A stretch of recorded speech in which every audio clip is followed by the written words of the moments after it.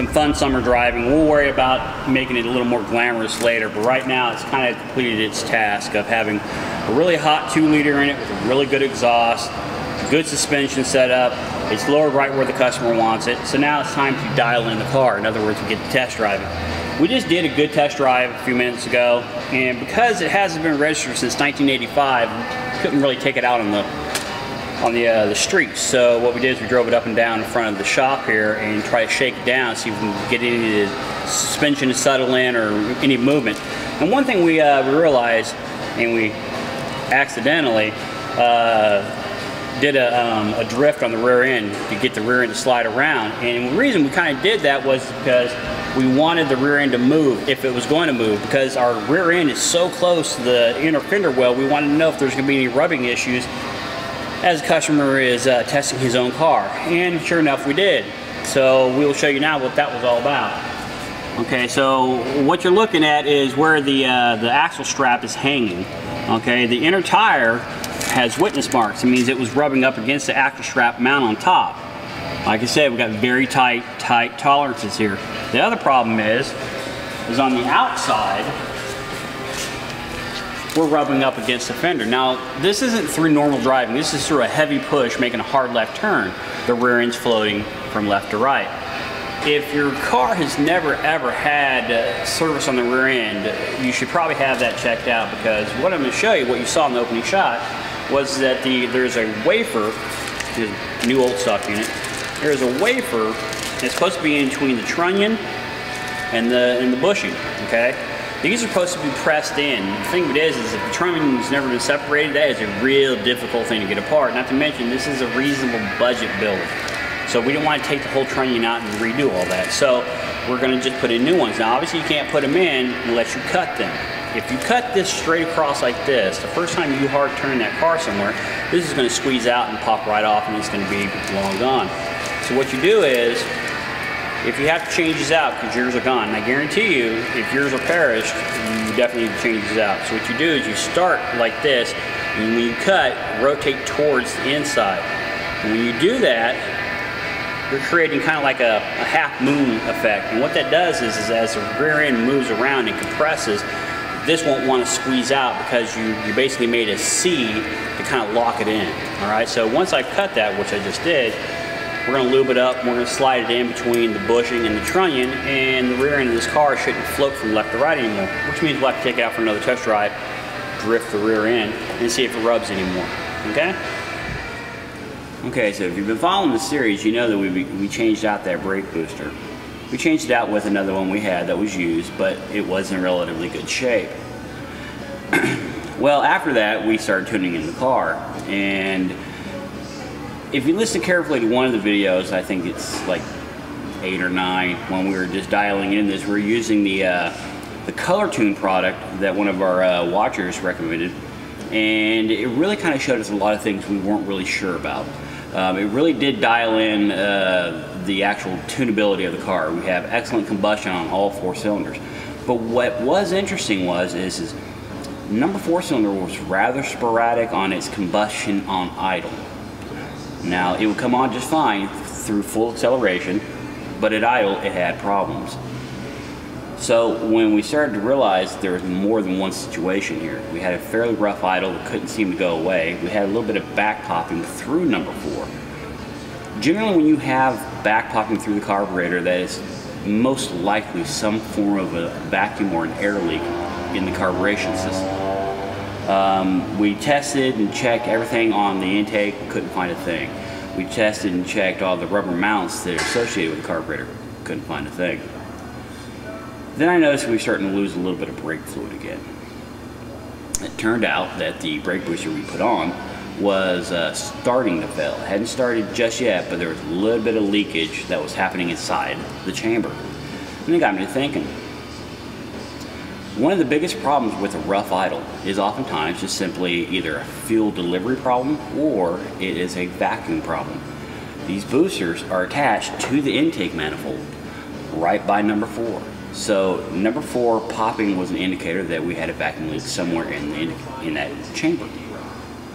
The vacuum line was fine, but what wasn't fine is the little rubber elbow that's in the back of this booster. If you can move that around fairly easily, and it's not a hard rubber, it's a formed rubber though, and it should still tightly against the tubing and against the dampening chamber. Okay, so if you can move that around, or if it's starting to crack, this is a good place for you to have a rough idle indication, or possibly a popping through the carburetor. Also, along with the line that goes all the way into the actual intake itself, that is about approximately a ½ inch vacuum line.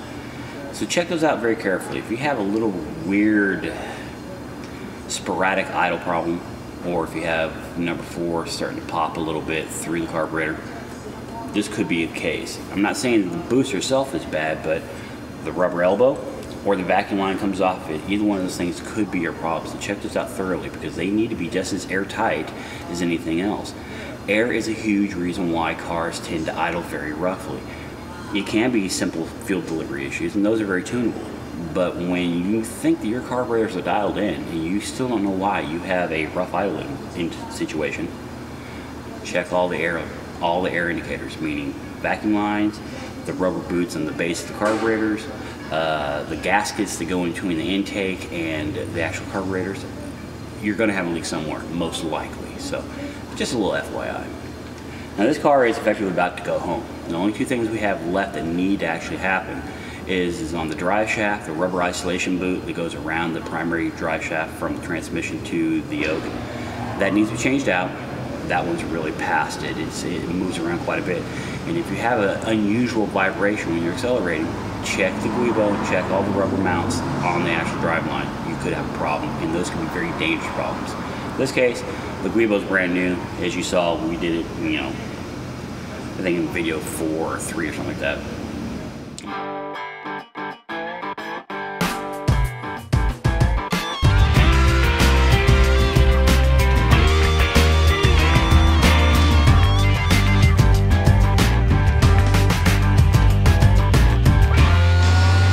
What you just saw close up of is the exhaust hanger mounts that are on the actual transmission. Now this is my Super. Now we've never proclaimed my Super to be in mint shape, and more so I'm just now starting to go through the actual running gear. Part of the things that can make a driving experience somewhat of a negative experience is the little odd vibrations and nuances that make you feel like the car isn't all that stable. A real simple and very common need fix is the hangers for the exhaust system. If the hangers are perished and they're just pressing up steel on steel with no rubber isolation on them, you're going to feel that in the car. It's not only going to be an annoying sound, but it's also going to be a vibration that you feel through the steering wheel, the stick shift, the pedals. It's something you shouldn't have to tolerate. And I'll show you how to change these out. It's a really easy job, but the thing of it is hanger mounts are so inexpensive, so it's an unnecessary thing to deal with. So you might as well just change them out.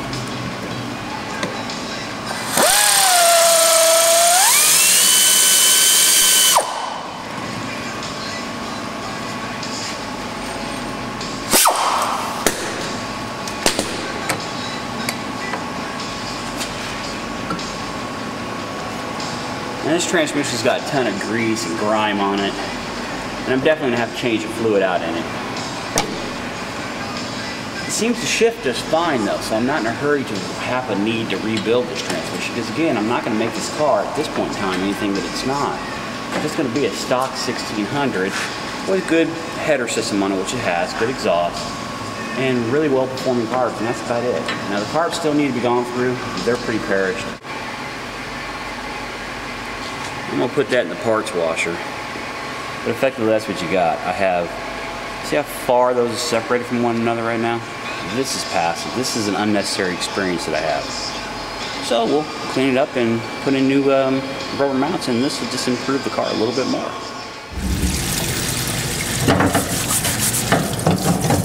Okay, so cleaning it up, but what makes rubber break down over time is not only just age, because rubber does actually dry out.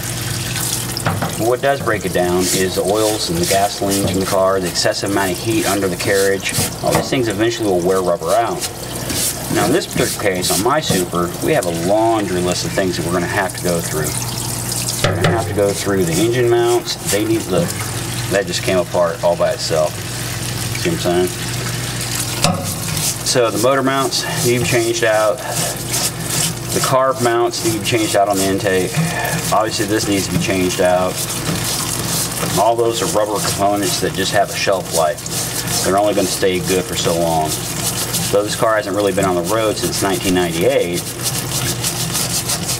doesn't mean that full maintenance was happening in its lifetime. So these are just things that are due.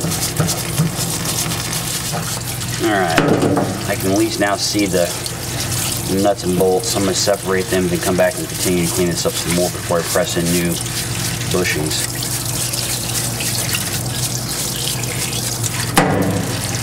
You can actually see the bolts now. Okay, they're all cleaned up and they're separated. I wish I could tell you I was staging this, but this is effectively really how it was when I dismounted. Some of the rubber is still attached to the bolt that's supposed to pass through it. This is what a brand new one looks like. Nice and clean, fairly narrow. Now there is a right way and a wrong way of putting these in. The tapered head on the new one needs to be pressed in, okay? The reason that's relevant is because it's domed. So if you put these in somehow magically backwards, what you're going to do is you're going to end up pulling the exhaust away from the transmission mount, which is going to put unnecessary stress on your actual headers or your stock exhaust system. Anyway, so we're going to press in the new ones, and you know what, these are only a couple bucks. Look under your car. If you got something like this going on, whether it's Super, GT, Spider, doesn't matter, they all have the same thing. Change these out. They're a couple bucks, it's well worth it. Your car will thank you. You'll find that your car has a better driving experience with them. Yeah, I know I'm doing this with a press. Most of you probably don't have a press, but you do the same thing with a large socket and a hammer and some controlled hitting. These things are not pressing them very hard at all. I'm taking my 29mm socket and I'm going to put it right on top of there, which sits right on top of the sleeve, and it'll make it so much easier to push this thing out.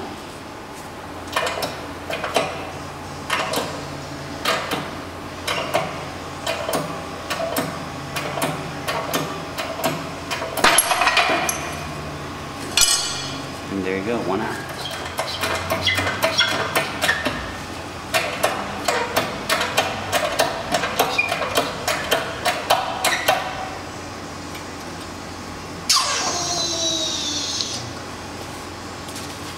Done. So you can get an idea of how bad this was. One mount, no rubber. Second mount, no rubber. Bolt, rubber stuck to it. And the rest of the mounts are what's left of them. Yeah, that was definitely a bad driving experience. Okay, so earlier I talked about checking to see if the ball joint condition, general suspension in the front end of your car, and how to do it. Now I'm going to kind of explain something else to you. Right now I've taken this spindle and basically putting a little pressure on it by using this floor jack. And when I started to loosen up the lower ball joint, because we're replacing them on this because they're absolutely past and they're actually in a fairly dangerous state right now. When I go to back out the nut is literally stripped and spinning on the lower ball joint. This is an immensely dangerous scenario because if it's stripped, it means it has very little traction on the threading. If it has very little traction, there's nothing going to stop it from shearing off at some point in time, and then you're going to be in a serious accident as a result. So again, I can't emphasize enough how important it is to really make sure the suspension of your car is in superior condition. So what I have to do now is I'm going to have to cut this nut off in order to get the whole ball joint simply out and replace it. The job itself is fairly easy. You'll see how it's done more or less. It's just I wanted you to be aware of yet another developing circumstances on this particular project.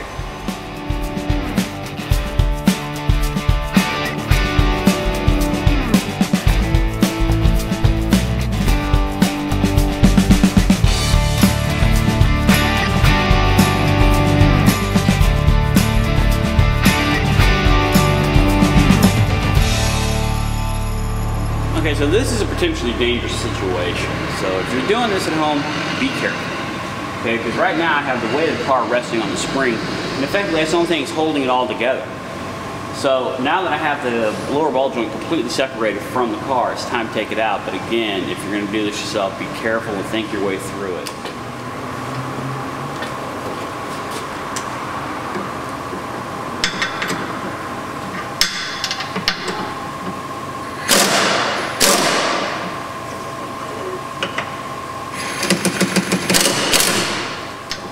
Okay, so all I gotta do now is move the shock out of the way, and the last bolt is free, and the lower ball joints can come out.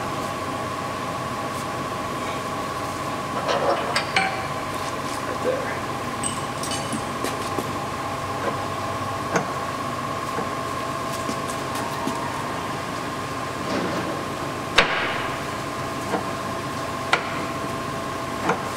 There we go. Now I'm just gonna raise up the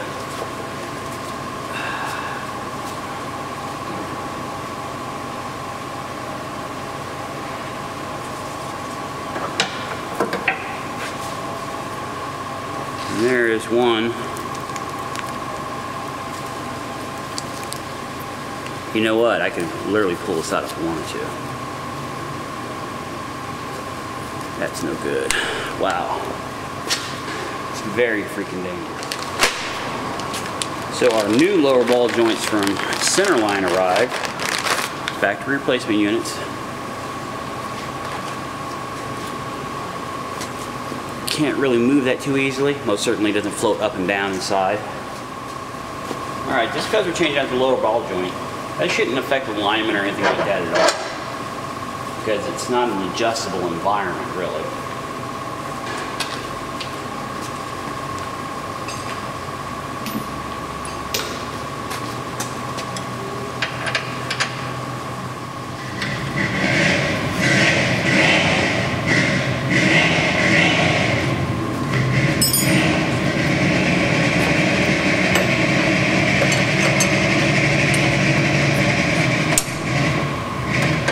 Might get loud in here today. They're dynoing some dragsters next door.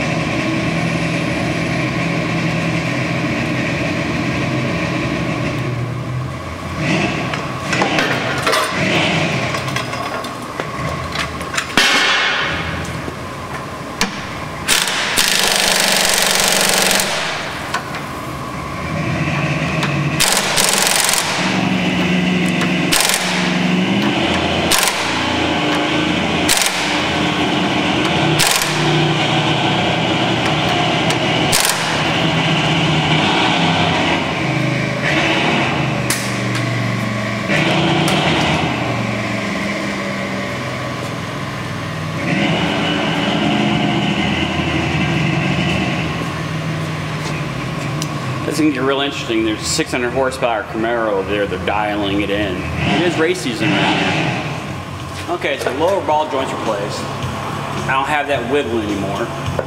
Now I got to change out the ball sight of the upper track rod. Let me take that out and show you how bad that is too.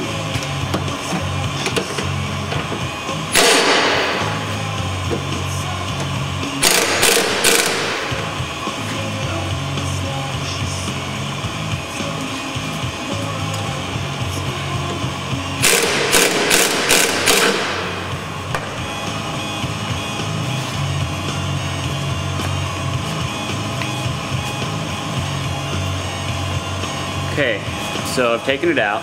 Now this is adjustable, all right? So what we need to do is we need to mark on the new one exactly where the threading is exposed on this one so we can put it right back in without really needing a whole lot of alignment issues. But this, yeah, that's floating in and out pretty bad. So this has got to go. Okay, so I measured off a given point of reference from here to here to make sure that I'm matching up this threading. And I know that I need to be at 11 and 31, 30 seconds.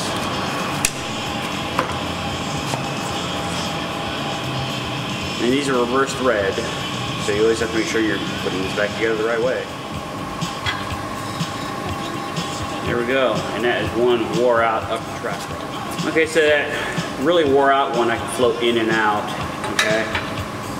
And once again from Centerline, our brand new one that is all nice and shiny new.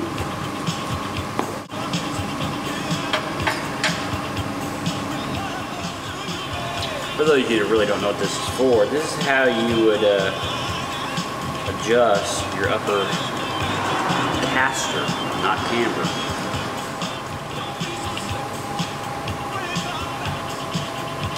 And there we go, just that simple.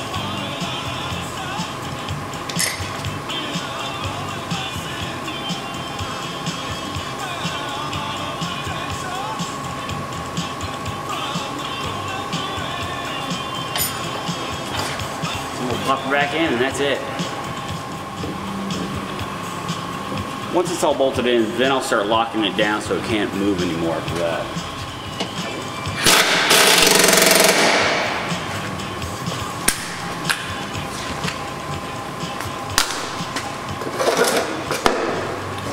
All right, let's see if we got a bunch of movement now.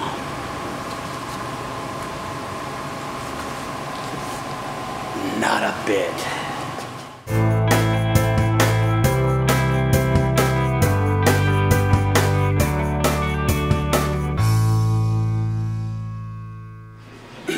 Okay, just some simple common sense things. What I'm doing is I have just your general store-bought compressed air. I pull all the jets out and I'm blowing through the circuits to make sure there's no trash in there. And mind you, this car hasn't really moved in 13 years. Okay. Now, yeah, I haven't done any of the things I should be doing. I haven't tore apart the carburetors. I haven't went through the motor at all. But I do have it running, and it has a pretty bad upper RPM dead spot. So, you know, usually if you can get a car to idle relatively smoothly and you know that the floats are set fairly well, there should be really no reason why you can't get the top end response out of the car. This is what we do. I pull the jets out almost every time because if a car sits for a while, odds are, especially on the mains, this is the main, the jet on the bottom had the little ball check valve. Okay, and that little ball check valve freezes a lot, especially if it gets a little debris in there, it wedges. And when it wedges closed. So what you can do is you take them all out and basically you blow through it. If you can get air to blow through it, it's not restricted. If you can't get air to blow through it, that little ball valve on the bottom of this, I should say ball check on the bottom of this, is usually, you know, seized. I just blew this one through because it was completely restricted. This is on number 2. Now obviously I had clues to let me know that something wasn't right. And here's what my clues were. When I pulled the spark plugs out, I saw that number 4 and number 3 were running quite clean. And I also saw that number 1 wasn't too bad, but number 2 was completely sooted up, which tells me that it's getting an incomplete burn and that it's found the plug. Now it's not an oily burn, it is a sooty burn, which is not an oil, it's usually a gas inefficient burn, okay? So as soon as I started pulling these apart, the bottom of the floats are dirty, so I'm cleaning those up. I went through, I found 2 jets that were restricted. This is simple stuff. I would encourage you to get one of the books that talks about how to rebuild Webers. You don't necessarily have to dismount them and go through all this. And again, I'm just trying to get a baseline on this car by getting it to start and run reasonably well. And I'll go back and start take care of all the little things on it as I go. But this is obviously a big one. I had absolutely no top end response. Simple thing. Clear the jets. That's all you got to do.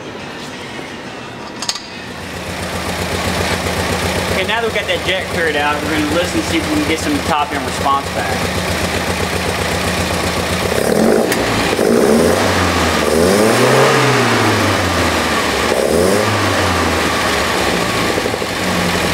That's pretty good. Obviously the motor needs a lot more work, but for now, for a motor that hasn't really ran so much in a long, long time, that's pretty good because what I needed was a little bit of through the progression. You can listen now as I slowly accelerate, I'll have progression response. Progression. Now for the clog. The clogged jet, I couldn't have gotten that. Now we got what we need out of it. Now at least it's tunable at this point. I'm happy. It's Saturday. It's been a long day. It's hotter than hell outside. I'm going home.